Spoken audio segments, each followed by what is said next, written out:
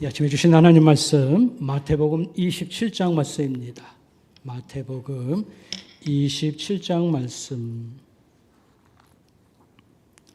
45절부터 읽겠습니다. 여러분 가지고 계신 성경책 51페이지 참고하시길 바라겠습니다. 마태복음 27장 45절입니다.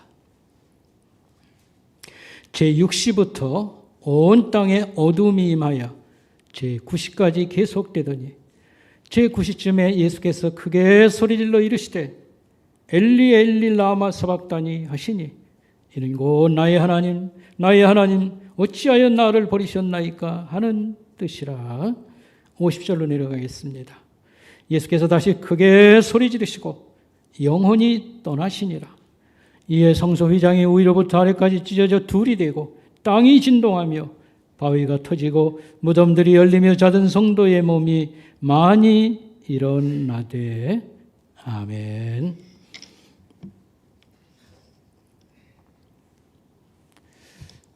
여러분 살면서 감당할 수 없는 고통을 당해본 일이 있습니까? 감당할 수 없는 고통, 참을 수 없는, 이길 수 없는 고난을 얘기하는 것이지요. 오 선교사라고 하는 분은 한국전력을 잘 다니다가 중간에 하나님의 소명을 받고 선교사가 된 사람입니다. 쿠르드족을 상대로 모범적으로 선교를 잘 했는데 속이 너무 아파서 귀국에서 진찰을 받아보니까 위암이었습니다. 그는 오래 살지 못하고 별세를 했습니다. 그런데 남편을 떠내보내고 그 사모가 얼마 후에 또 암이 생겼습니다. 이번엔 안암, 눈에 생기는 암이었습니다. 아들만 3명인데 초등생, 중학생이었습니다. 그런데 이들이 이와 같이 울부짖었습니다. 엄마까지 돌아가면 하나님이고 교회고 우리에게는 없습니다. 그런 하나님을 믿지 않겠습니다. 라고 말하였습니다. 다행히 사모는 목숨은 건졌습니다. 눈 한쪽을 살로 채우고 평상시 검은 안경이나 안대를 끼고 다녔습니다. 이것이 하나님이 하신 일일까? 어쨌든 참으로 딱하고 안타까운 일입니다. 이럴 때에 이런 질문을 합니다. 이 재앙의 날에 하나님은 어디에 계십니까? 하나님은 우리를 버리시는 겁니까? 오늘 아침 고난주간 첫째 날입니다. 이 주간 금요일 날 오전 9시에 예수님이 십자가에 달리시고 그리고 죽음이 임박해 올 때에 나의 하나님, 나의 하나님, 어찌하여 나를 버리시나이까? 나의 하나님, 나의 하나님, 어찌하여 나를 버리십니까? 라고 외쳤습니다. 이 외침의 뜻은 무슨 뜻이었을까요? 혹시 하나님을 의심하고 원망하는 외침은 아니었을까 하는 것입니다. 전날 밤에 예수님은 겟세마네 동산에서 기도할 때 이와 같이 기도했습니다. 아버지여, 할 수만 있으면 이 잔이 내게서 지나가기를 원합니다. 아무 반응도 없었습니다. 그 다음 날 지금 죽음을 앞에 두고 최악의 고통을 겪고 있습니다. 다시 한번 하나님의 도움을 기대했는데 아무 일도 일어나지 아니해서 자포자기하고 그 다음에 하나님을 원망하는 것은 아닐까 하는 것입니다. 그렇지 않습니다. 두 가지로 반박하겠습니다. 첫 번째 반박은 이것입니다. 예수님의 인생은 성공한 인생인가 실패한 인생인가 라고 하는 것입니다. 성공의 기준, 실패의 기준은 하나님이 이 세상을 보낸 그런 어떤 목적을 이뤘으면 성공이고 목적을 이루지 못했으면 실패다. 그렇게 판단하겠습니다. 예수님이 십자가에 6시간 매달렸습니다. 그리고 7마디 말씀을 했습니다. 그 중에 4번째 말씀이 뭐냐면 어찌하여 나를 버립니까? 이것이었고 6번째의 말씀은 다 이루었다 하고 이제 7번째 말씀이 뭐냐면 내 영혼을 아버지의 받으시옵소서 이것이었습니다. 여기서 이 한마디 한마디 해석을 잘 해야 된다고 생각을 합니다. 4번째 말씀 어찌하여 나를 버리시나이까? 이것은 자포자기하고 그래서 원망하고 그리고 비참하게 죽었다. 이것으로 끝났다고 하면 좀 실패했다고 봐야 되지 않을까? 그런데 6째 말씀을 주목할 필요가 있습니다. 다 이루었다 하고 돌아가셨습니다. 다 이루었다라고 하는 것은 사실 그 십자가에서 7마디 했었다고 했는데 맨 마지막은 내 영혼을 맡깁니다 이거였거든요. 그리고 6번째 말씀이 다 이루었다. 아버지여 내 영혼을 하나님 손에 맡기나이다 그랬거든요. 그래서 인생 마지막 말씀은 다 이루었다 이 말씀이었습니다. 그리고 이 말씀이 도대체 뭘 다 이루었다는 것인가? 라고 생각할 때에 그 전날 밤 예수님의 기도 속에서 답을 우리가 찾아볼 수 있습니다.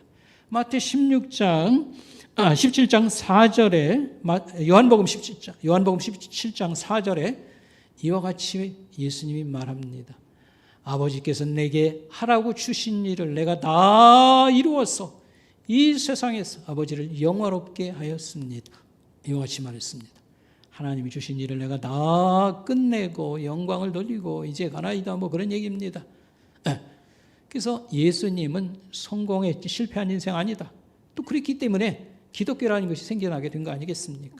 그러므로 어찌하여 나를 버리시나이까? 이 말씀은 다른 해석을 좀 할 필요가 있지 않는가, 달리 좀 해석할 필요가 있지 않는가 생각을 하는 것입니다. 이 말씀이 이제 얼마 후에 나오겠습니다. 두 번째 반박하겠습니다. 예수님은 수많은 기적을 행했습니다. 그 예수님의 기적은 어떤 의미가 있냐면 그의 정체를 말하고 그의 힘을 말하는 것입니다. 예수님이 세상을 떠나고요, 부활하신 다음에 하늘로 올라가신 다음에도 기적은 계속 반복됩니다. 예수의 이름자만 가지고도. 하루는 예수님을 지극히 싫어하는 사람, 기독교에 늘 무지무지하게 박해했던 사람, 사울이라는 사람이 있는데 예수님이 하늘에서 그를 불렀습니다. 사울아, 사울아, 어찌하여 내가 나를 핍박하느냐. 근데 그는 장님이 되어버립니다. 예수님의 이름자, 목소리가 힘이 있다는 것이죠. 여러분 잘 아는 것만 사도행전에 보면 예수님의 이름으로 베드로가 안진뱅이 된 사람을 성전 앞에서 일으켰지 않습니까? 예수님의 이름자만 들이대도 기적이 계속 반복됩니다.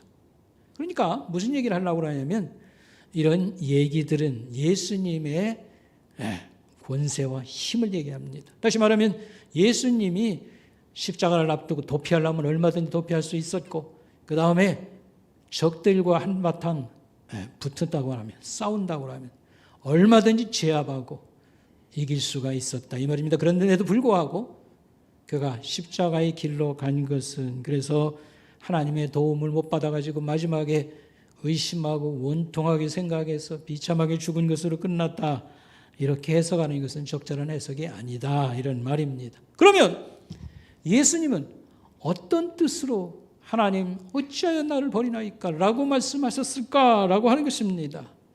이 예수님의 십자가에 처형되고 이런 것은 하나님께 버림받은 사건이라고 하는 거 틀림없습니다.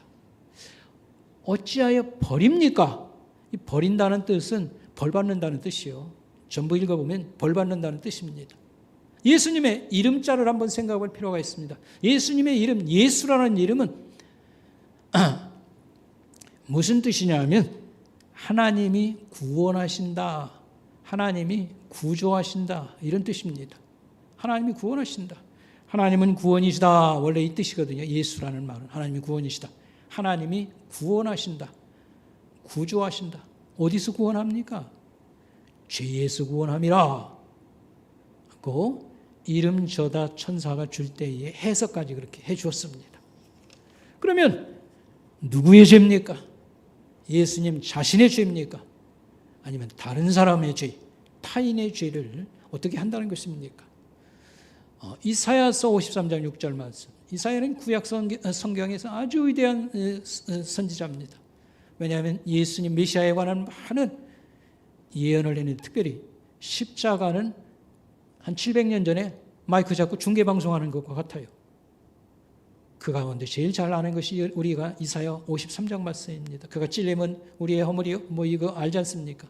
그 6절에 뭐라고 말했냐면 여호와는 하나님은 우리의 무리의 죄를 그에게 담당시키셨다. 맡기셨다. 그렇습니다. 거기서 문맥상 의인의 죽음인데 메시아라고 하는 그분에게 우리의 죄를 맡기셨다. 그러니까 예수님은 타인의 죄를 맡으신 거죠.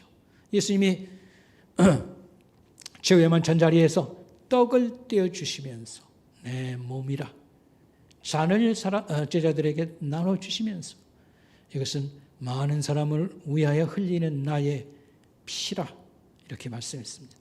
많은 사람, 우리의 죄를, 그래서 예수님은 자신의 죄가 아니라 우리의 죄를 맡으셨다 이런 말이 되겠습니다.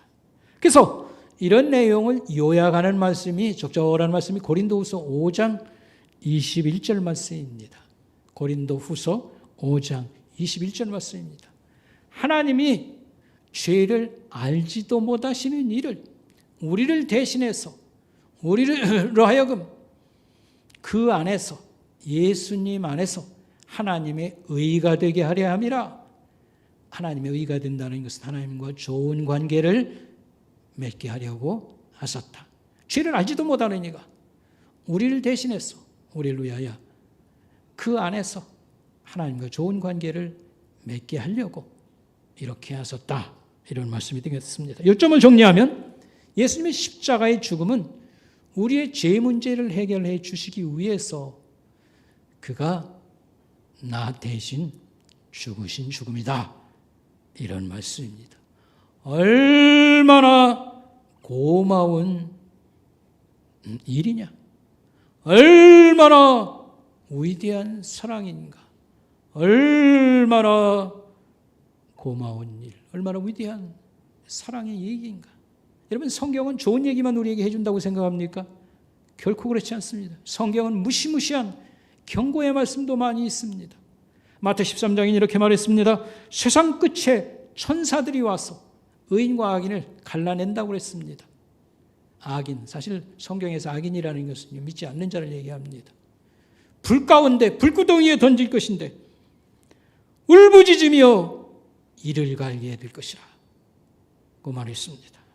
여러분 예수님이 내 문제, 죄 문제 해결 안 해주면요 우리 장례 치르는 날은 지옥 가는 날이요. 언제라도 장례식 가면 여러분 생각해야 됩니다. 나는 어떻게 될 것인가? 예수님이 하나님이 개입해서 이 죄 문제 해결 안 해주면 내가 죽는 날 지옥 가는 날이요. 여러분 예수 믿고 예수님 안에 왔기 때문에 하나님께서 약속한 게 있습니다. 너 죽는 날은 천국 가는 날로 내가 삼는다. 아멘. 그래서 아까 부른 찬송 143장은 이것입니다. 웬 말인가 날 위하여 주 돌아가셨나. 이벌레 같은 날 위에 큰 해 받으셨나. 나 십자가 대할 때 그 일이 고마워. 내 얼굴 감히 못 들고 눈물 흘리도다. 눈물로써 못 갚을 줄 알아. 몸 밖에 드릴 것 없어 이 몸 바칩니다. 자, 두 번째로요. 이제 크게 두 번째로 예수님이 십자가에 처형되시던 날 하나님은 어디에 계셨는가? 라고 하는 걸 좀 생각하겠습니다. 하나님은 어디에 계셨을까?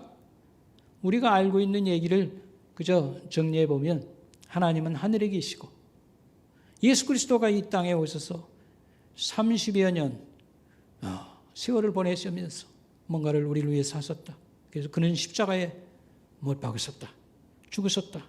이렇게 알고 있습니다. 그런데 20세기에 들어와서 신학자들이 다시 한번 고민을 하게 되었습니다. 예수님 십자가에 달리던 하나님은 어디에 계셨는가? 이 문제를 가지고 고민하게 되었습니다. 그리고 많이 연구해서 이런 답을 내놓았습니다.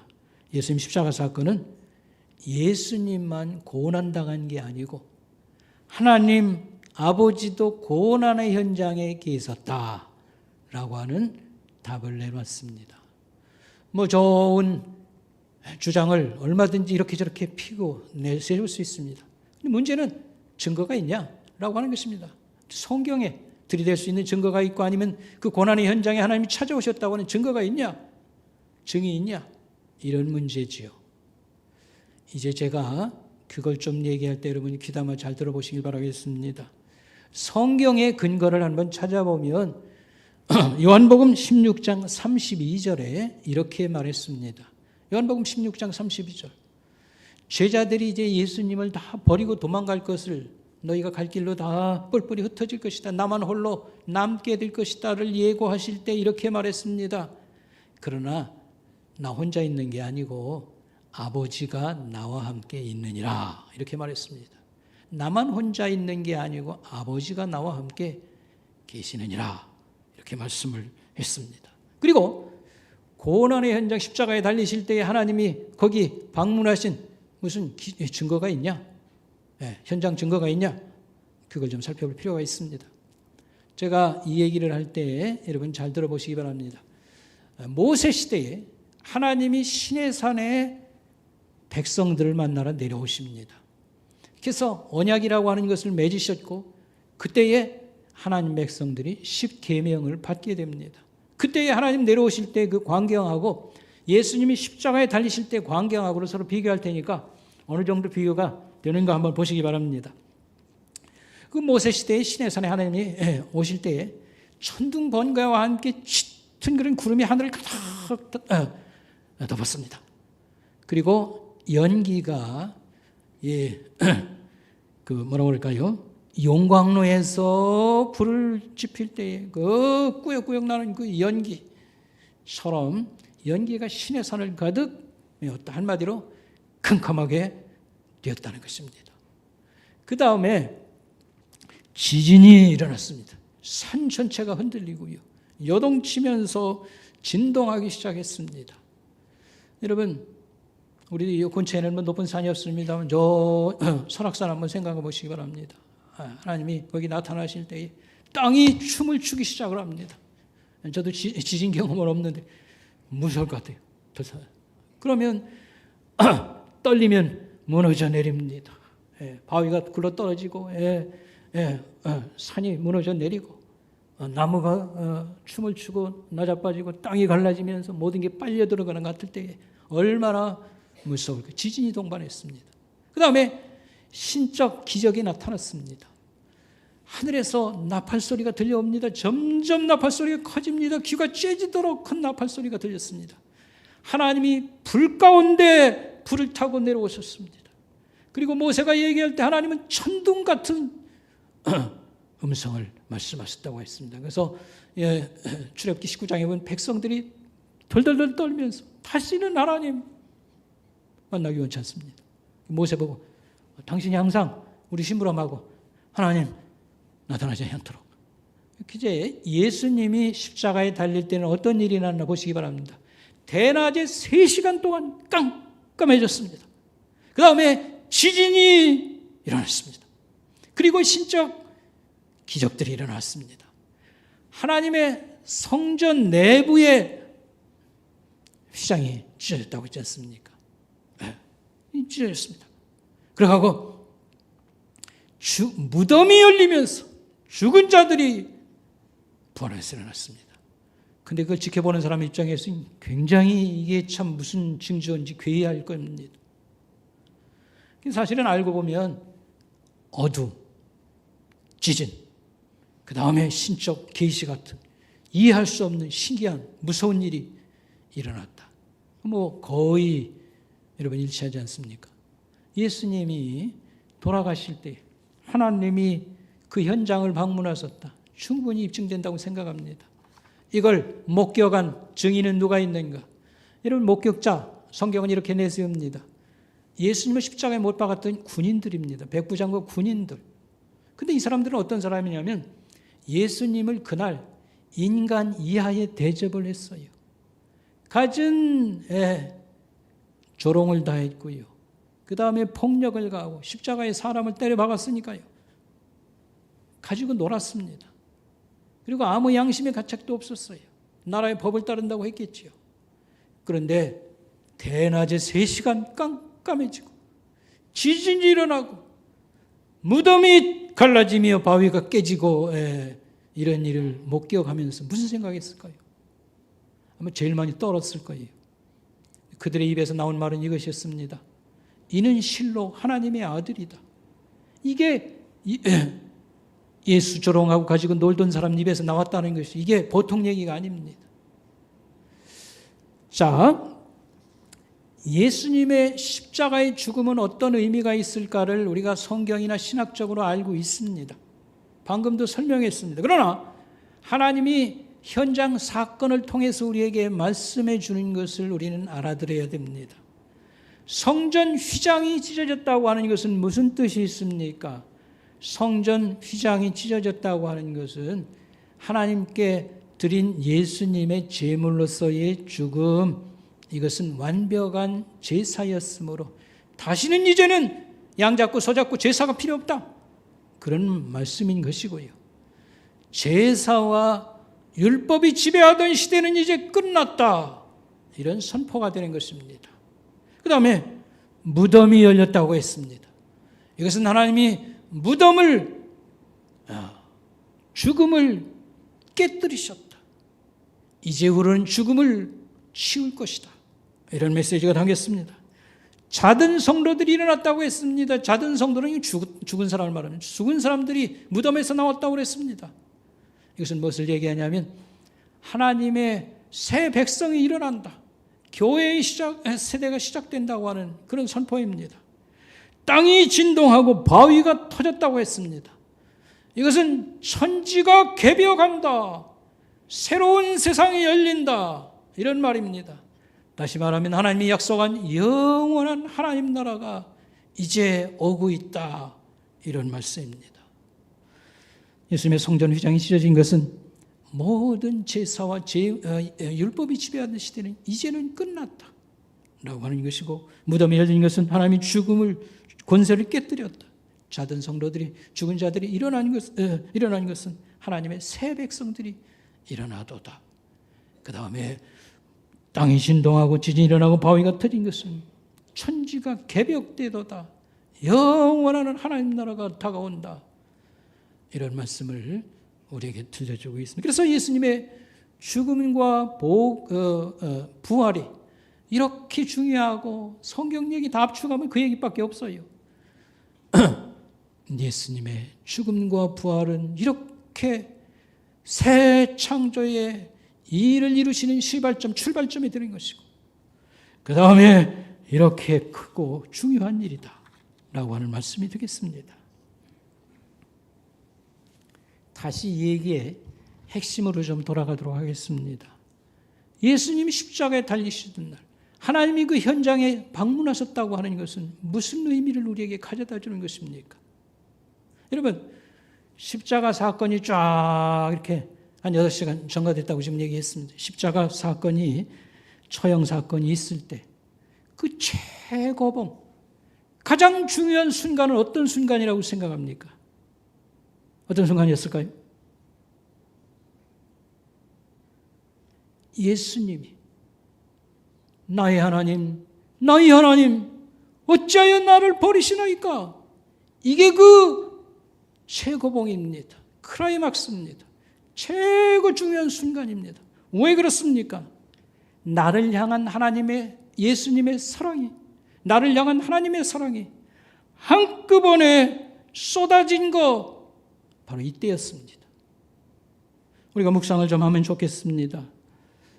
우리가 생각할 때에 예수님에게 한없이 고마움을 갖는 것, 하나님께 한없이 고마움을 갖는 것은 바로 이 십자가 사건이라고 생각합니다. 자식이 눈앞에서 비참하게 죽어갈 때 그걸 지켜보던 예수님의 육신의 어머니 마리아의 찢어지는 가슴을 우리가 생각한다면 동시에 생각할 것이 하나님 아버지의 가슴도 찢어지고 미어졌다는 것을 우리가 함께 묵상을 해야 될 것입니다. 십자가 사건은 하나님의 가장 깊은 사랑의 시면이 열려진 것이다. 예수님의 십자가 사건은 하나님의 가슴의 문이 개방된 시간이었다라고 하는 것입니다. 독생자를 아낌없이 주시는, 모든 것을 내어주는 하나님의 사랑, 이 바로 이 시간입니다. 그리고 찢어지는 아픔과 지옥의 쓴맛을 마신 고난에 참여하는 하나님의 사랑이 보여지고 우리에게 제시된 것이 십자가 사건이다, 이렇게 말할 수 있겠습니다. 이 사실이 오늘 우리 그리스도인이나 우리 사람들에게 왜 중요합니까? 우리가 살다가 하나님이 나를 버리셨다라고 생각할 만한 그런 처지나 마음을 가질 때가 있습니다. 그러나 그때 꼭 기억할 것은 하나님께서 내 아픔을 아신다, 이해하신다. 하나님이 먼저 경험하셨고 하나님이 먼저 그 길을 가셨다는 것을 우리가 깨달으면 우리가 위로를 찾을 수 있다고 하는 그런 말이 되겠습니다. 이 세상에는 설명할 수 없는 고난들이 있습니다. 하나님께 충성을 바쳤는데 불행을 당했어요. 아까 그 오선교사 얘기 들어봤지요? 하나님께 충성을 바쳤는데 불행을 만났습니다. 의인이 고난을 당하고 억울한 죽음들이 부지기수로 많습니다. 우리 성도들 가운데에도 감당하기 어려운 고통을 안고 살아가는 사람들이 있습니다. 예수를 잘 믿는 가정인데도 불구하고 암병이 찾아오고 큰 사고를 당하고 장애 있는 가족이 있고 그 다음에 자식이 죽었습니다. 사별을 하였습니다. 이혼을 했습니다. 파산을 당했습니다. 경제적으로 다 갈라지고 쪼개졌다는 뜻입니다. 이들의 호소는 가끔 이겁니다. 하나님 어찌하여 나를 버립니까? 하나님 나 어떻게 살아요? 여기서 먼저 한 가지 알아야 될 것은 있습니다. 부모가 자식을 낳았다고 해서 항상 자식을 도와줄 수는 없지 않습니까? 하나님이 세상을 창조하고 다스린다고 해서 우리가 어려움 당할 때 항상 내 문제에 개입을 해가지고 항상 도와줄 의무는 하나님에게는 없어요. 그럼에도 불구하고 하나님은 하나님의 성령을 통해서 일하십니다. 많은 다양한 방법, 우린 그것을 성령의 역사, 하나님의 도우심 이런 것들을 몸으로 느끼지 못한다든지 인정을 않기 때문에 그것인데 그것은 나중에 한번 얘기하도록 하고요. 어려움에서 한복판에서도 끝까지 살아야 될 이유가 있습니다. 그것은 하나님의 측량할 수 없는 사랑과 약속이 있기 때문에 그렇습니다. 약속은 무슨 약속입니까? 구원이라는 약속. 구원이라는 말은 도대체 뭡니까? 살게 해주는 걸 얘기합니다. 하나님의 셀 수 없는 사랑과 언약, 약속이 있기 때문에 우리는 계속 어려움을 통과하고 갚아야 됩니다. 그리고 정의로운 세상이 오고 있기 때문에 그렇습니다. 정의로운 세상은 무엇입니까? 억울함이 풀어지고 억울함을 풀어주고 수고의 보상이 있고 잘났든 못났든 성공했든 실패했든 그리스도 안에 있을 때에 하나님 가족으로 존중받는 세상을 의미하는 것입니다. 하나님 그것으로 자기 백성들을 지금 인도하고 있습니다. 마지막으로 우리가 실천사항 하나만 말씀을 드리고 마치겠습니다. 성경 말씀을 잘 우리가 살펴보면 사람을 살리는 방법은 딱 하나밖에 없어요. 여러 얘기 없습니다. 사람 살리는 방법은 딱 하나밖에 없습니다. 하나님의 사랑을 먹이는 것입니다. 하나님의 사랑을 먹이는 게 유일한 한 가지 방법입니다. 그 말은 듣기 좋은데 하나님의 사랑을 어떻게 먹인다는 말입니까? 복음이라고 하는 것입니다. 복음이라고 하는 거 들어봤지요? 이것만이 사람을 살리는 유일한 방법입니다. 복음이 도대체 뭔가 여러분 많이 들어봤는데 그 알갱이는 뭐냐 하면 예수님의 죽음과 부활 얘기. 그것은 이제 좀 확대해서 여러 가지도 얘기할 수 있어요. 예수님 얘기, 하나님 얘기. 그러나 핵심은 복음입니다. 이것만이 사람을 살릴 수 있고요. 사랑 얘기를 꺼내면 이것 빼면 할 얘기가 없다 할 정도로. 물론 그렇지는 않습니다. 얼마든지 풍성합니다만.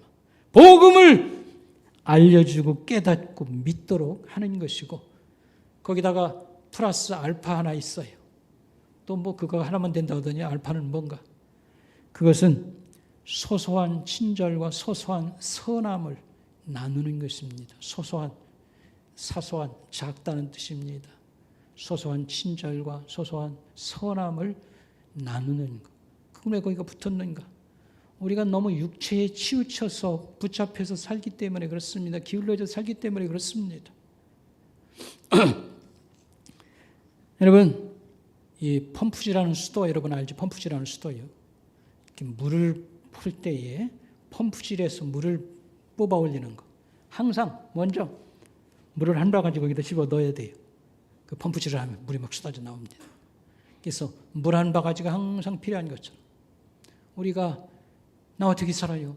하는 사람들을 만날 때 우리가 살리는 방법 복음밖에 없지만 이 마중물 이것도 필요한 겁니다. 그래서 소소한 친절, 소소한 선함을 부지런히 나누는 것입니다. 다양한 이유로 고통당하는 사람, 나 어떻게 살아요? 하는 사람들에게 만나서 차를 함께 나누며 위로하고 돕고요. 밥을 함께 나누어 먹고 반찬을 만들고 죽을 써서 날라주기도 하고 그 다음에 영화를 가서 함께 보기도 하고 이 봄 꽃이 많을 때 함께 구경을 하기도 하고요. 그 다음에 일을 좀 도와주기도 하고 이런 무한정 아이디어와 일을 만들어 보십시오. 이럴 때에 특별히 한 가지만 잘 기억하시기 바랍니다. 자기를 들여다보며 이렇게 한번 살펴보세요. 나는 이 사람의 육체에 힘을 불어넣기를 원하는가 마음에 힘을 불어넣기를 원하는가. 육체에 힘을 불어넣는 밥 한 그릇이라도 먹어도 그 힘이 나지요. 육체에 힘을 불어넣는다는 것은 뭘 얘기하려고 그러냐 하면 체면이나 의무로 하는 거. 뭐 안 하는 사람도 뭐 부지기수인데 이것만 해도 고마워요. 그러나 체면과 의무로 하는 것은 육체에 힘을 좀 줍니다. 밥맛 없고 밥 못 먹던 사람 밥을 먹이니까. 그러나 순수함과 아무런 보상이나 뭐 알아주기를 원치 않는 마음으로 하는 것, 순수함으로 하는 것은 그 사람 마음에 힘을 풀어넣어서 살게 하는 것입니다. 이교화 장로님 얘기를 지난번에 한번 했었지요. 지난주에 한번 또 제가 갔을 때에 좀 상태가 많이 좋아졌습니다. 그런데 이렇게 또박또박 얘기를 했어요. 여러 신자들이 기도를 많이 해주고 그래서 많이 좋아졌습니다. 나보고 자기를 위해서 기도를 좀 많이 좀 해달라고 그랬어요. 제가 해석하기는 집에 빨리 퇴원해서 가고 싶다 이 말이지요. 그래서 이렇게 얘기했죠. 장로님하고 이런 사람 몇 내가 생각해서 날마다 산에 올라가 기도합니다. 그랬더니 막 울어요.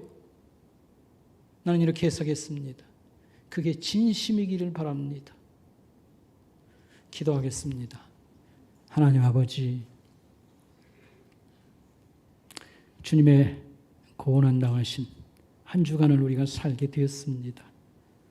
이 기간에 저희들 주님을 묵상하며 크게 감사하고 기뻐하는 저희들 다 될 수 있도록 도와주시옵시고 평생을 나와 내 가족밖에는 생각하지 못하였습니다. 하나님, 고난당하는 사람들이 여기저기 널브러져 있는 것을 살필 수 있게 하옵시고 내가 무슨가를 할 수 있는지를 생각해 보게 하옵소서. 세상이 전쟁으로 공포 속에 있습니다. 그러나 정작 무서울 것은 내가 죽는 날 예수 없으면 지옥 간다는 것을 기억하고 그리하여 다른 사람 영혼을 많이 살피고 내가 무슨 일을 좀 할 수 있을까 고민하는 시간들 꼭 되도록 하나님 도와주시기를 원합니다. 감사를 드리오며 예수님의 이름으로 간절히 기도드리옵나이다.